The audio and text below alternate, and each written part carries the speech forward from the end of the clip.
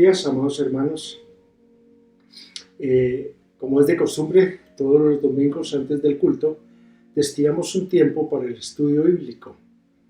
Y hoy lo vamos a hacer tomando como tema la transfiguración del Señor. Este momento especial en la vida del Señor Jesús lo encontramos en los diferentes evangelios, pero vamos a enfocarnos específicamente en el Evangelio de Marcos, en el capítulo 9, de los versículos 1 al 13. Entonces continuamos de esta manera nuestro estudio acerca del reino de Dios. Este pasaje de la transfiguración toca varios aspectos que son o que tienen que ver con el reino de Dios. Entonces vamos a abrir nuestras Biblias y vamos a leer ese pasaje. Dice así: También les dijo, de cierto os digo, que hay algunos de los que están aquí que no gustarán la muerte hasta que hayan visto el reino de Dios venido con poder. 6 días después, Jesús tomó a Pedro, a Jacobo y a Juan y lo llevó aparte solos a un monte alto y se transfiguró delante de ellos.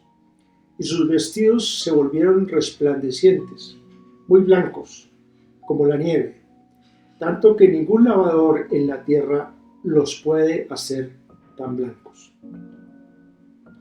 Y les apareció Elías con Moisés, que hablaban con Jesús. Entonces Pedro dijo a Jesús: Maestro, bueno es para nosotros que estemos aquí, y hagamos 3 enramadas, una para ti, otra para Moisés y otra para Elías, porque no sabía lo que hablaba, pues estaban espantados. Entonces vino una nube que les hizo sombra, y desde la nube una voz que decía: Este es mi Hijo amado, a él oíd. Y luego, cuando miraron, no vieron más a nadie consigo, sino a Jesús solo. Y descendiendo ellos del monte, les mandó que a nadie dijesen lo que habían visto, sino cuando el Hijo del Hombre hubiese resucitado de los muertos. Y guardaron la palabra entre sí, discutiendo qué sería aquello de resucitar de los muertos. Y le preguntaron diciendo: ¿por qué dicen los escribas que es necesario que Elías venga primero? Respondiendo él, les dijo: Elías a la verdad vendrá primero y restaurará todas las cosas. ¿Y cómo está escrito del Hijo del Hombre que padezca mucho y sea tenido en nada? Pero os digo que Elías ya vino y le hicieron todo lo que quisieron, como está escrito de él. Aquí termina entonces el pasaje que es objeto de nuestro estudio en el día de hoy. Creo que la mejor manera de sacar un estudio resumido del pasaje es haciendo algunas preguntas al texto. Y pienso que nos pueden salir unas 9 o 10 preguntas en el estudio de hoy. La primera pregunta es la siguiente: ¿cuál fue el propósito de la transfiguración? Es decir, ¿con qué propósito permitió el Señor que ocurriera la transfiguración? Porque en realidad fue Él el que tomó la iniciativa de llevar a los discípulos al monte, y allá Él mismo se transfiguró delante de ellos con Moisés y con Elías. Yo pienso que, de acuerdo con el pasaje que leímos, Jesús les muestra mediante la transfiguración un anticipo de la gloria de su reino. Es una toma por unos momentos de la gloria del reino del Señor Jesús. Es decir, es una manifestación de su majestad que está por encima de todo tiempo y de todo lugar en su creación. Acordémonos que el reino de Dios en sí es la manifestación del Rey al lado de sus redimidos y en su creación. Y el propósito que tenía el Señor con esta manifestación es que quería convencerles a los discípulos de la existencia de otro mundo tan real y tan auténtico como el nuestro, como nuestro mundo.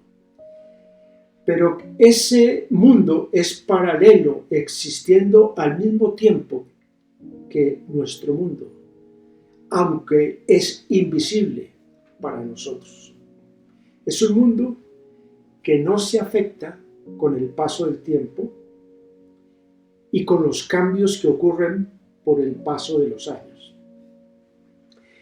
Y Jesús se muestra delante de los discípulos en toda su gloria, hablando con Moisés y con Elías, que fueron dos profetas que vivieron en épocas separadas en el Antiguo Testamento. Realmente Moisés y Elías se llevaron varios siglos de diferencia y partieron de este mundo de manera diferente. Moisés partió por medio de la muerte y Elías fue trasladado o traspasado, arrebatado. Entonces, con este evento, Jesús se proponía fortalecer la fe de sus discípulos. Venía un momento de una prueba muy grande para ellos cuando el Señor fuera encarcelado, atormentado, crucificado y finalmente muerto y sepultado. Y entonces el Señor quería fortalecer la fe de esos discípulos y también de nosotros, los que vinimos a creer en el Señor Jesús después de su primera venida. El propósito importante era fortalecer la fe de los discípulos. Y entonces nos damos cuenta de que la transfiguración convenció a los discípulos con una absoluta certeza de que el Señor volvería otra vez. Los convenció de la segunda venida del Señor a juzgar por lo que los mismos discípulos escribieron. Tenemos escritos de Pedro y escritos de Juan, dos de los que estuvieron en la transfiguración. Por ejemplo, leamos lo que escribió Pedro en la segunda carta de Pedro, en el capítulo 1, versículos 16 y 18. Dice así: porque no os hemos dado a conocer el poder y la venida de nuestro Señor Jesucristo siguiendo fábulas artificiosas, sino como habiendo visto con nuestros propios ojos su majestad. Pues cuando Él recibió de Dios Padre honra y gloria, le fue enviada desde la magnífica gloria una voz que decía: este es mi Hijo amado, en el cual tengo complacencia. Y nosotros oímos esta voz enviada desde el cielo cuando estábamos con Él en el Monte Santo. O sea, Pedro fue impactado, fue fuertemente impresionado por lo que vio en la transfiguración. Y lo que más le impactó y le impresionó fue la declaración del Padre, de Dios Padre, cuando estaba en el monte. La voz del Padre fue tan clara y tan contundente, mostrando su completa complacencia con la obra que el Señor Jesucristo estaba llevando a cabo. Pedro, que unos días antes había reprendido al Señor diciéndole: ni se te ocurra hablar de que vas a morir y que te van a atormentar y que vas a sufrir. No, ese no es el plan de Dios. No, aquí Dios Padre dice: sí es el plan mío. Y este es mi Hijo, el que me complace, en el que tengo total complacencia. Entonces, Esto les llevó a los discípulos a una plena convicción de todas las palabras que el Señor Jesús les había comunicado anteriormente. Era entonces el plan de Dios para establecer su reino en esta tierra y que por lo tanto Cristo no solo moriría, sino que también resucitaría y vendría otra vez con gloria y con honra de su Padre. Todo eso era parte de la obra del Señor Jesucristo. Y dice Pablo al respecto, dice, cuando Cristo vuestra vida se manifieste, entonces vosotros también seréis manifestados con Él en gloria. Es decir, la segunda venida del Señor, la manifestación delante del mundo con toda su gloria, hará que los que estemos con Él en su venida también compartamos esa gloria de Él. Seremos iguales a Él porque le veremos tal como Él es. También Juan, que participó en esa transfiguración, recordaba lo siguiente, dice, amados, ahora somos hijos de Dios y aún no se ha manifestado lo que hemos de ser, pero sabemos que cuando Él se manifieste, seremos semejantes a Él, porque le veremos tal como Él es.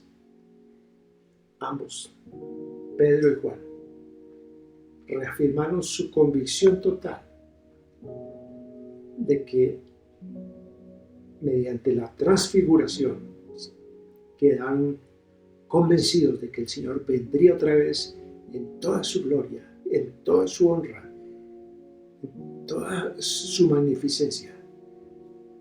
Y en ese momento nosotros seremos transformados con Él. Puede que en este mundo los cristianos seamos menospreciados, seamos perseguidos, seamos despreciados. Pero todo esto cambiará cuando el Señor se manifieste en su gloria, en su próxima venida. Entonces, de esta manera queda respondida esta primera pregunta. Vamos a responder ahora una segunda pregunta. Dice, ¿quiénes eran los que verían el reino de Dios antes de morir? Porque habla del pasaje de esto. Y aunque el reino de Dios ya existe en este momento, pero está, digamos que nosotros no lo podemos percibir, pero ya existe, y existe en el mundo en que están Moisés y Elías, mientras que ese reino no venga a este mundo y se manifieste abiertamente, la manera normal en que una persona, un ser humano, puede verlo es por medio de la muerte, tal como le ocurrió a Moisés, o por medio de un arrebatamiento, como le ocurrió a Elías cuando fue traspuesto. Lo que tenía de extraordinario esta experiencia de la transfiguración es que alguien pudiera ver el reino tal como es ahora, porque nosotros no lo vemos en nuestro mundo.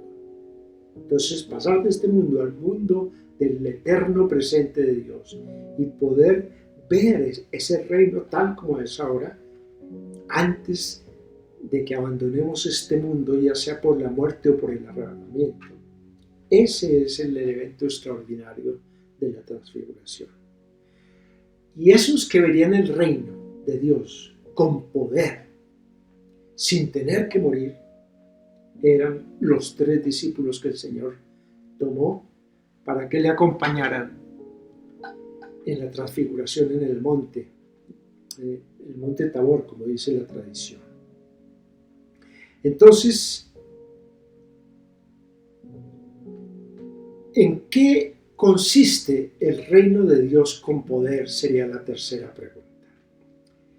Pues el reino de Dios con poder es cuando Cristo se muestre en toda su gloria y en toda su majestad con los creyentes muertos y los que estén vivos, que hayan sido transformados, creyentes de todas las épocas de la humanidad, que resucitarán o serán transformados para reunirse con Él en gloria.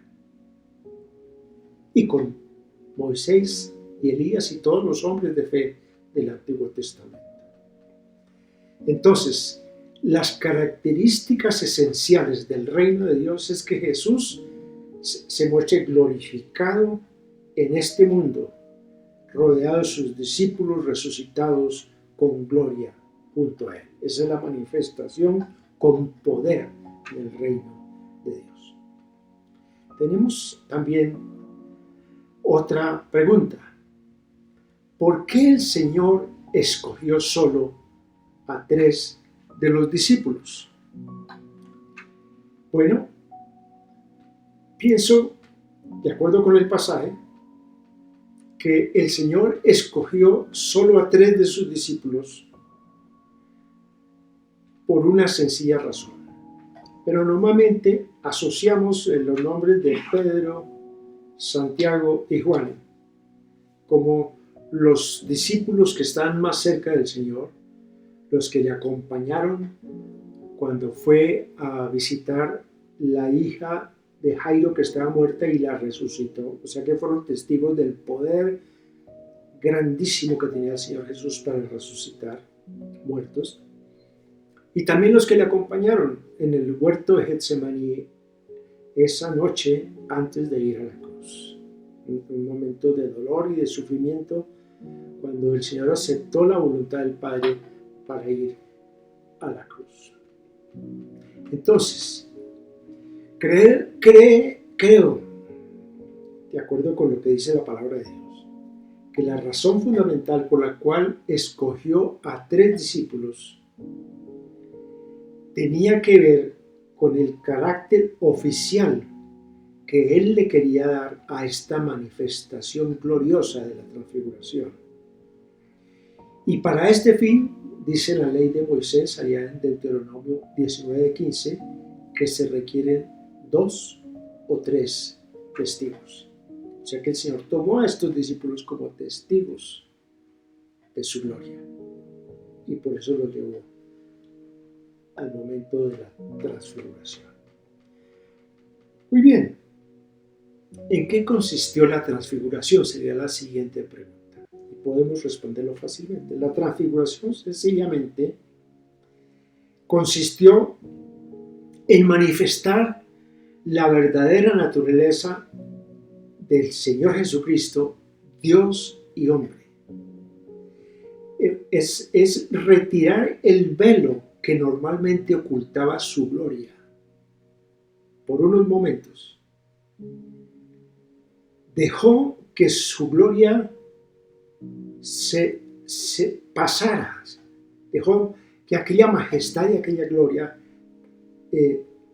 se vieran, porque es su carácter, porque es su gloria, porque es algo propio del Señor Jesucristo.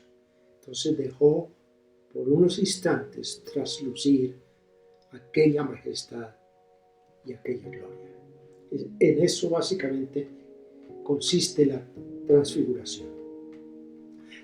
Tengamos en cuenta que durante todo su ministerio terrenal el Señor mantuvo velada su gloria durante todo su ministerio terrenal. Solamente en estos instantes dejó correr el velo para, como decíamos, fortalecer la fe de sus discípulos y para mostrar antes de su muerte y resurrección quién era Él y cuál era su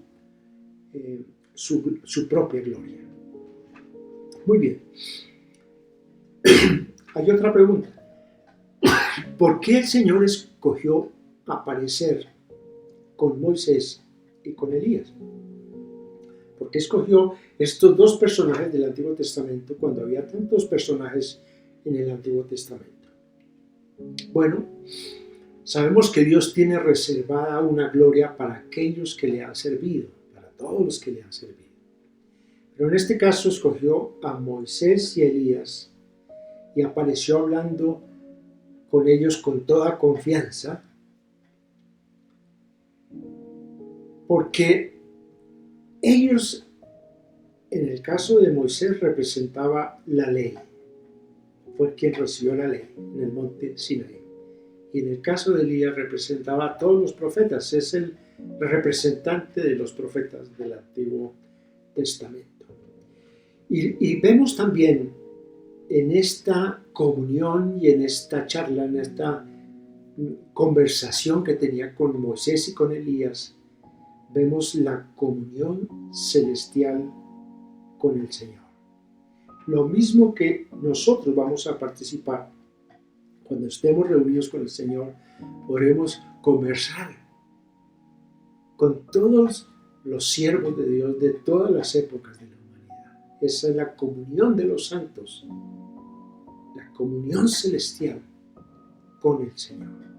Es una imagen que podemos guardar de cómo será esa comunión. Debemos recordar que la ley fue dada a Israel entonces por medio de Moisés y que Elías era el representante de los profetas de la antigüedad.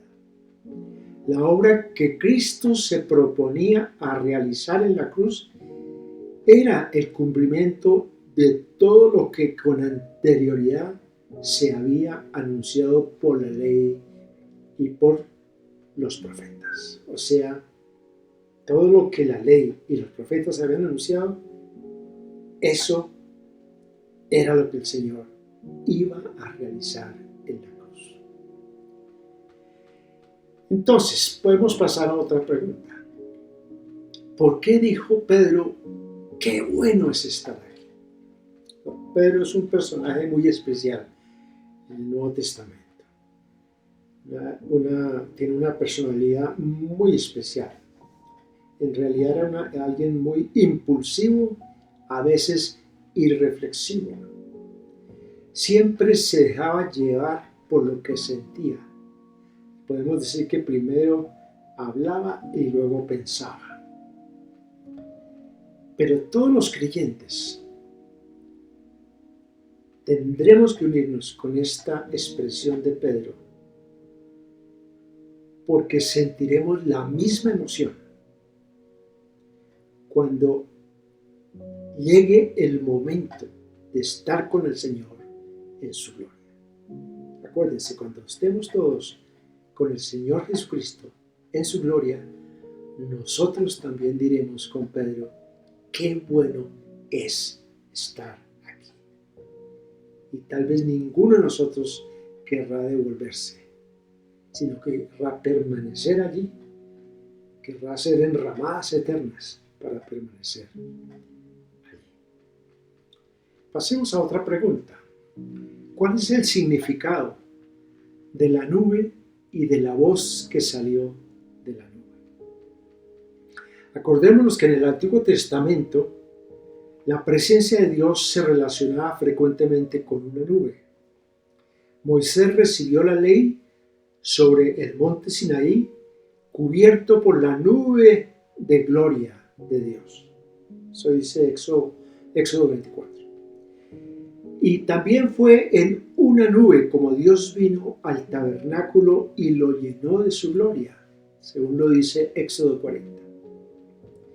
Y los sacerdotes sabían que la presencia de Dios en el tabernáculo se aparecía por medio de una nube que caía sobre él. Levítico 16:2. El día que Salomón llevó el arca al templo que había construido, nuevamente esa nube llenó la casa de Jehová. En Primera de Reyes 8:10. O sea que siempre la presencia de Dios estaba relacionada con la nube que descendía. Pero en medio de esta escena tan gloriosa, la presencia de la nube, lo que subraya Pedro es la declaración del Padre. Este es mi Hijo amado, a Él oíd. Esas fueron las palabras del Padre. Este es mi Hijo amado, a Él oíd. Los grandes representantes de la ley y de los profetas del Antiguo Testamento habían tenido un ministerio que era preparatorio y que se cumplió en la venida del Hijo de Dios. Pero una vez que Cristo ya estaba presente aquí entre nosotros, todos los hombres debían escucharle a Él. Por eso el Padre dice, este es mi Hijo muy amado, a Él oíd. Ahora, la voz más importante que hay que oír es la voz del Señor Jesucristo.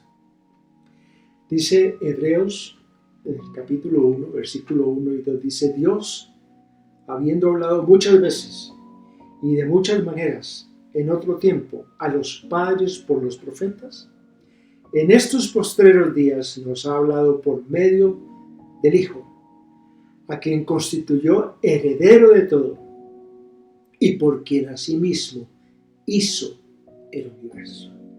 O sea que la voz de poder hoy es la voz del Señor Jesucristo, el heredero de todo y el creador del universo, por quien asimismo hizo el universo, dice Hebreos.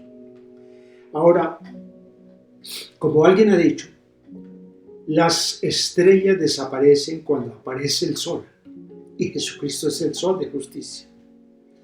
Moisés y Elías tenían que desaparecer y dejar solo a Jesús. De igual manera, en esta transfiguración, tanto el legislador Moisés como el profeta Elías cedieron el lugar principal al Señor Jesucristo, porque a pesar de toda su eminencia que tenían Moisés y Elías, no eran sino hombres. Pero Cristo es el Hijo de Dios, el único que podía llevar a cabo la redención de la humanidad. Una pregunta adicional. ¿Por qué el Señor les prohibió a los discípulos hablar de estos acontecimientos o de este en particular de la transfiguración hasta después de la resurrección? En realidad no es una prohibición perentoria, sino una prohibición temporal, que solamente duraría hasta que el Hijo del Hombre hubiese resucitado de los muertos. Ahora, ¿por qué no podían anunciarlo sino hasta después de la resurrección del Señor? Fundamentalmente porque la muerte y la resurrección de Cristo les darían a ellos las claves para poder entender y anunciar correctamente quién es el Señor Jesucristo, su persona, su obra en este mundo. Y hasta que eso no ocurriese, pues es mejor que no hablara. Otra pregunta. ¿Por qué discutían los discípulos sobre la resurrección después de la transfiguración? Los discípulos no aceptaban la muerte del Señor. Pedro contradijo al Señor cuando él dijo que tenía que morir. Dijo, ni se te ocurra, Señor. Entonces Pedro ni siquiera aceptaba la muerte del Señor. Por lo tanto, tampoco lograba entender lo que tenía que ver con su resurrección. Para ellos, eso de la resurrección de Cristo era un concepto extraño que no entendían. Y aunque por supuesto ellos creían en la resurrección, creían como la hermana de Lázaro, la resurrección en el día postrero, cuando tendrán que resucitar todos ante el juicio final. En esa resurrección sí creían, pero no en la resurrección del Señor Jesucristo. Para ellos eso era extraño. Otra pregunta. En la transfiguración apareció Elías, pero Elías así como apareció, desapareció. Es decir, no se quedó. Y de acuerdo con lo que había escrito el profeta Malaquías, capítulo 4, versículo 5, anunciaba la venida del profeta Elías antes del día de Jehová. O sea, antes de que venga el día del Señor, aparecerá el profeta Elías, lo que decía Malaquías. Y tanto los escribas como todos los judíos que creían en lo que escribió Malaquías estaban convencidos de esto. Pero aquí están los discípulos que conocían este pasaje de Malaquías. Y ellos acababan de ver en el monte de la transfiguración a Elías. Pero Elías, en lugar de quedarse a preparar la venida del Señor, la venida del Mesías, había desaparecido junto con Moisés. Entonces el Señor Jesús les respondió y les dijo que era correcta la interpretación de los escribas de la Escritura, cuando afirmaban que Elías debía venir primero. Y respondiendo les dijo así a los discípulos: Elías a la verdad vendrá primero y restaurará todas las cosas. Pero se refiere a la obra de Elías en el futuro. Vendrá primero y restaurará todas las cosas. La respuesta de Jesús resultó un tanto ambigua para ellos. Por un lado les dijo que Elías a la verdad vendría primero, colocando ese evento en el futuro. Pero luego les dijo, Elías ya vino, como si se tratara de un hecho que ya había acontecido.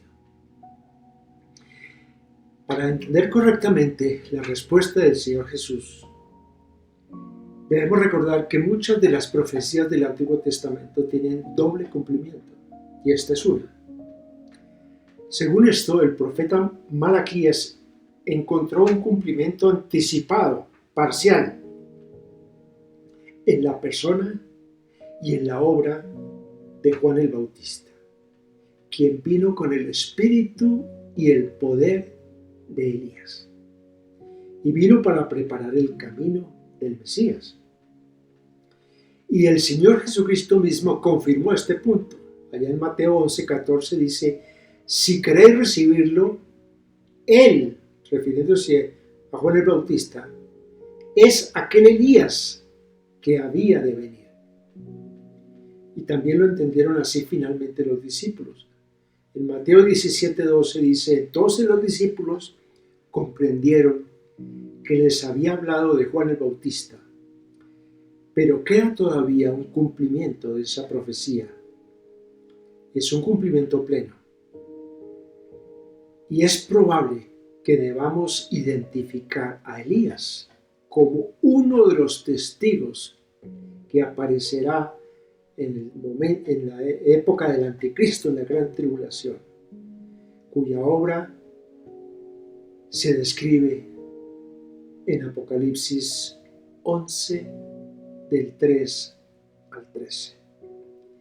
Entonces, para terminar, la muerte de Juan el Bautista era una muestra de lo que le harían al Hijo del Hombre. Juan el Bautista fue rechazado como heraldo y asesinado.